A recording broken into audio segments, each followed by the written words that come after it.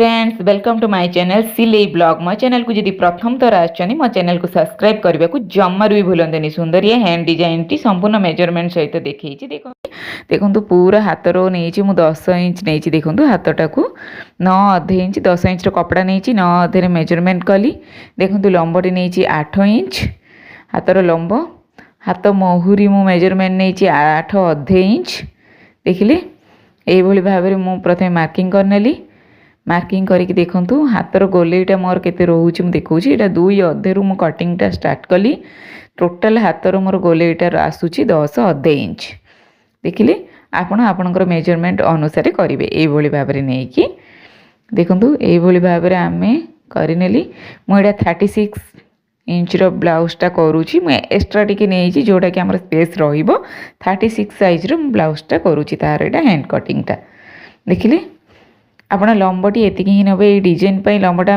समस्ते 8 इंच निहाती ने 8 इंच अधिक ने सीना 8 इंच रु कम ना सुंदर लगे कहीं स्टेप आमर आसबनी देखिले आपको आम सेंटर रू ये भाव में कटिंग करदेली हाथटी को देखूँ यहाँ मो अस्त्र कपड़ा आउ मेन फैब्रिक को ये भाव में आल्पिन द्वारा अटैच करनी कहीं दुईटी जार मेजरमेंट मोर ठीक आसो आ कटिंगटा ठीक रही देखो डिजाइन करी जोटा कि नहीं देखो 3 इंच को 3 इंच रोटे पीस नहीं मु देखिपुर 3 इंच पीसटा को ये भाव में आम जो कहते समोसा डिजाइन देखो ट्रायंगल भाव में ये भाव में स्टिचिंग करदेवी टोटाल सबू जी कपड़ा आपंकर दरकार डिजाइन सब गुड़ाक एका थरक देखो ये भाव में मुझे करुँची स्टेप बाय स्टेप गोटे थरक कटिंग करने दरकार नहीं ये भाव में करने देखो तो ये भाव में आमर गोटे माल टाइप रोटे थरक कटिंग करनवा कारण बारंबार आ सूता बाहर करी माने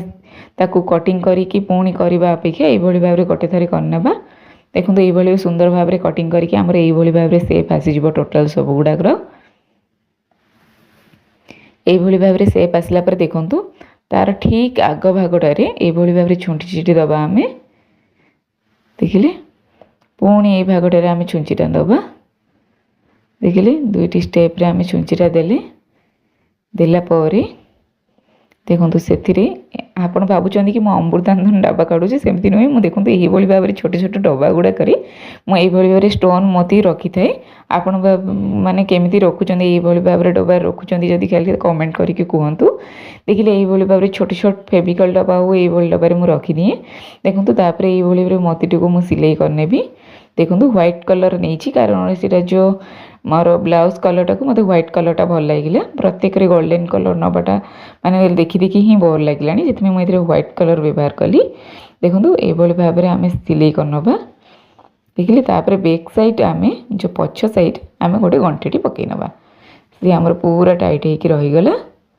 देखिले ये भाव में सुंदर गोटे आमर सेप प्रस्तुत होगला ये भाव में देखो मुझ सब गुड़ाक सेप प्रस्तुत करनेली देखो जी मोर ब्लाउज में आवश्यक मुझे करनेली आप स्टिचिंग पर जानीपर मोर केतोटी आवश्यक है आपड़ से अनुसार करेंगे संपूर्ण वीडियोटी से देखूँ आप टोटाल जानीपारे ही आप प्रस्तुत करेंगे देखो एक्सट्रा जहाँ रहा मुझे कटिंग करनेली ये भाव में गोटे पेपर नहीं तार मेजरमेंट हूँ 2 अधे देखो 2 अधे नहीं इंच ओसार लंबाटा आमर ब्लाउजर हाथ माप तापर देखूँ यही भाव में आम स्टिचिंग करनवा देखूँ प्रथम वन साइड आम सिलाई करवा आराम से देखिले वन साइड आम आराम से सिलाई करवा देखिले देखो गोटे ब्लाउज हाथ डिजाइन आमर 4टी फूल दरकार पड़ा टोटाल 2टी आमर 8टी फूल दरकार पड़ो तो आप 8टी फूल एका थरक सिलाई करनवे एक्सट्रा करले दरकार नहीं कि कम हेले मते पुणी सिलाई करबा पड़ो से मेजरमेंट अनुसार आप जेतोटी करूँ मोर मेजरमेंट अनुसार जदि करेंगे 8 इंच जदि लंब ने ताहले आमर 4टी फूल दरकार पड़ो जदि ताहाठू अधिक ने ताहले ताठू अधिक फूल प्रस्तुत करेंगे देखो मेन फैब्रिक अस्त्र कपड़ा आमर 2 भाग में करनेली यहाँ देखो अस्त्र कपड़ा पीसटा नहीं यहाँ मेन जो आम फ्लावर डिजाइनटा रखिली तापर मेन फैब्रिकटा को उल्टा साइड रखिकी यही भाव में गोटे आम सिलाई पकई नवा देखिले ଏଇଭଳି ଭାବରେ ଆମେ ଗୋଟେ ଟୋଟାଲ ସିଲେଇଟି ପକାଇ ନେବେ।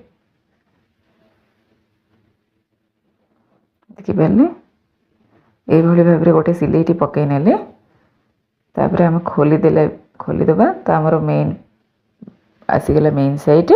ଠିକ୍ ସେଇଭଳି ହିଁ କରିବା ଆଉ ଗୋଟେ। ଦେଖିଲି ଏଇରେ ପ୍ରଥମେ ଅସ୍ତ୍ର କପଡ଼ାରେ ରଖିଲି, ତାପରେ ମେନ୍ ଫେବ୍ରିକକୁ ଓଲଟା ସାଇଡ୍ ରଖିଲି।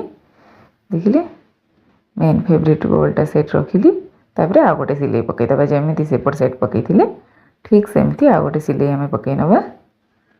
ଦେଖିପାରୁଛନ୍ତି ସିଲେଇଟି ପଡ଼ିଗଲା ଆମର ଟୋଟାଲି। ପଡ଼ିଗଲା ପରେ ଦେଖନ୍ତୁ ଖୋଲିଦେଲେ ଆମର ଡିଜାଇନଟି ଆସିଗଲା। ତା ଉପରେ ଗୋଟେ ଗୋଟେ ଆମେ ସିଲେଇ ପକାଇ ନେବା। ଦେଖନ୍ତୁ କାଗଜଟାକୁ ଏତେ ଶୀଘ୍ର ବାହାର କରିବେନି। କାଗଜଟାକୁ କେମିତି କେଉଁ ଟାଇମ୍ରେ ବାହାର କରିବେ ମୁଁ ଆପଣଙ୍କୁ କହିବି, ସେଥିପାଇଁ ସମ୍ପୂର୍ଣ୍ଣ ଭିଡ଼ିଓଟି ଦେଖନ୍ତୁ। ଦେଖନ୍ତୁ ଟୁ ସାଇଡ଼୍ ଆମେ ସିଲେଇ କରିନେବା ଏଇଭଳି ଭାବରେ। ଦେଖିଲେ ତାପରେ ତଳ ଭାଗଟାକୁ ଆମେ ମଧ୍ୟ ମେନ୍ ଫେବ୍ରିକ୍ ସହିତ ଅସ୍ତ୍ର କପଡ଼ାକୁ ପୁରା ଟୋଟାଲ ଆଟାଚ୍ କରିଦେବା। ଦେଖନ୍ତୁ ଏଇଭଳି ଭାବରେ ଗୋଟେ ସାଇଡ଼୍ରୁ ଷ୍ଟାର୍ଟ କରିବେ କରି ଟୋଟାଲ ଆମର ପୁରା ମେନ୍ ଫେବ୍ରିକ୍ ସହିତ ଅସ୍ତ୍ର କପଡ଼ାକୁ ଆମେ ଆଟାଚ୍ କରିନେବା। ଦେଖନ୍ତୁ ହେଇଗଲା ଆମର ଆଟାଚ୍ ହେଇଗଲା। ତାପରେ ଏଇଭଳି ଭାବରେ ମୁଁ ଗୋଟେ ପିସ୍ ନେଇଛି, ଯାହାର ଦେଖନ୍ତୁ ଓସାର ନେଇଛି 10 ଅଧେ, ଏକ୍ସଟ୍ରା ଟିକେ ମୁଁ ନେଇଛି। ଦେଖନ୍ତୁ ତାପରେ ଦେଖନ୍ତୁ ଓଲଟା ସାଇଡ୍ ଏଇଭଳି ଭାବରେ ଆମେ କରିବା। ଦେଖନ୍ତୁ এইଭଳି ଭାବରେ ଆମେ ତଳେ ଗୋଟେ ପକାଇଦେବା। ପ୍ରଥମେ ସିଲେଇଟି ପକାଇଦେବା ଓଲଟା ସାଇଡ୍ ରଖିକି ତାକୁ। ତାପରେ ଦେଖନ୍ତୁ এইଭଳି ଭାବରେ ତାକୁ କିଭଳି ଓଲଟେଇବା। ଦେଖନ୍ତୁ ତା ପୂର୍ବରୁ ମୁଁ ଏଇଟା ଗୋଟେ ଲେସ୍ ବର୍ଡ଼ର ନେଇଛି ହ୍ୱାଇଟ୍ କଲର୍ର, କାହିଁକିନା ଏ ବ୍ଲାଉଜ୍ ପାଇଁ ମୁଁ ସବୁ ହ୍ୱାଇଟ୍ କଲର୍ ବ୍ୟବହାର କରିଛି। ଦେଖନ୍ତୁ କିଛି ବି ଗୋଲ୍ଡେନ୍ କଲର୍ ମାନେ ସବୁ ବ୍ଲାଉଜ୍ରେ ଗୋଲ୍ଡେନ୍ କଲର୍ ଦେଖି ଦେଖି ହିଁ ମାନେ ସିଲେଇ କରିପାରିବ ବି ମନ ଭାଙ୍ଗିଗଲା, ସେଥିପାଇଁ ମୁଁ ଏଥିରେ ହ୍ୱାଇଟ୍ କଲର୍ ବ୍ୟବହାର କରିଛି। ଦେଖିଲେ ତାପରେ ଆକୁ এইଭଳି ଭାବରେ ଫୋଲ୍ଡିଂ କରିକି ଦେଖନ୍ତୁ ଆମେ ଗୋଟେ ଆଉ ଉପରେ ସିଲେଇ ପକାଇ ନେବା। ଦେଖିଲେ ଫୋଲ୍ଡିଂ କରିକି ଆରାମସେ ଆ ଉପରେ ଲେସ୍ଟା ଅଳ୍ପ ଦେଖାଯାଉଥିବ ରଖିକି ତା ଉପରେ ଆମେ ସିଲେଇଟା ପକାଇ ନେବା।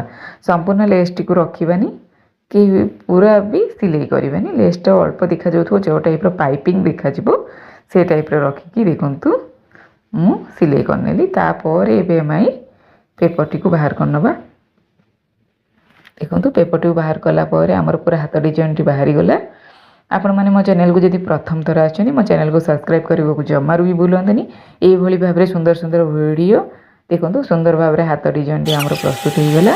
ବ୍ୟାକ୍ ନେକ୍ ଡିଜାଇନଟି ମଧ୍ୟ ମୋ ଚ୍ୟାନେଲରେ ବହୁତ ଶୀଘ୍ର ଆସିବ, ତାହା ଦେଖିବା ପାଇଁ ମଧ୍ୟ ମୋ ଚ୍ୟାନେଲକୁ ସବସ୍କ୍ରାଇବ୍ କରନ୍ତୁ। ବହୁତ ସିମ୍ପଲ୍ ଆଉ ଡିଫରେଣ୍ଟ ଟାଇପ୍ର ମୁଁ ବ୍ୟାକ୍ ନେକ୍ ଡିଜାଇନଟି କରିଛନ୍ତି। ଧନ୍ୟବାଦ, ବାଏ ବାଏ।